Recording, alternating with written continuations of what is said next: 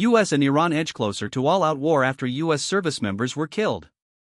It might sound like the headline of a dramatic news segment, but the reality is that over the weekend an Iranian missile barrage hit a US transport flight in Jordan, killing 2 American soldiers and pushing the two sides to a new level of tension.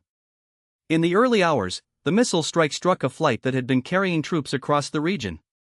The US military confirmed that a 15-minute window of Iranian fire cut down and destroyed the aircraft, taking 2 lives. The soldiers were civilians, but their deaths amplified concerns in Washington about the close proximity of conflict. What's been happening behind the scenes? Even before the fatal strikes, Washington had been preparing to bolster its presence in the Middle East. In the weeks leading up to the attack, a number of US warplanes were being moved into the region to help deter further Iranian aggression and to reassure allies that America was still committed to holding back a resurgent power. This deployment was part of a broader rebalancing effort that has kept the Pentagon's eyes trained on a potential Iranian strike. The geography of the Jordan sits between Israel and Iraq-aligned movements. An Iranian blast that travels across that border tears a thread through an area that many think of as a buffer zone. The aircraft that was shot down was tending to a logistics operation, but the missile barrage highlighted how quickly the lines can blur. So why does it matter? Iran's Revolutionary Guard, particularly its Quds Force, has long threatened to strike US assets. To this day, over 113 incidents of Iran-connected attacks on American facilities or mail have been documented.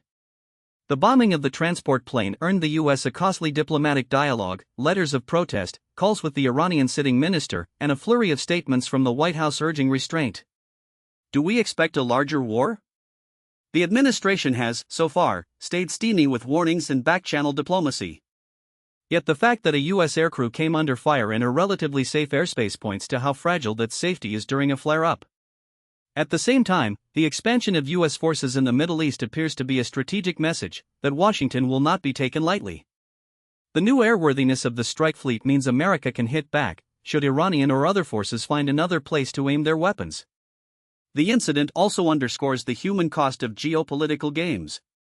2 soldiers lost their lives, and indeed the day after, a text in the Pentagon called for increased protective measures for flights. An entire day's military operation changed in an instant. No final word can fully capture the seriousness of the next few days.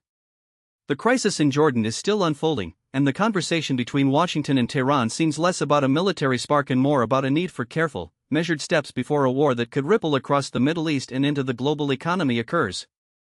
That's all for now. This is a story that we'll keep tracking from time to time.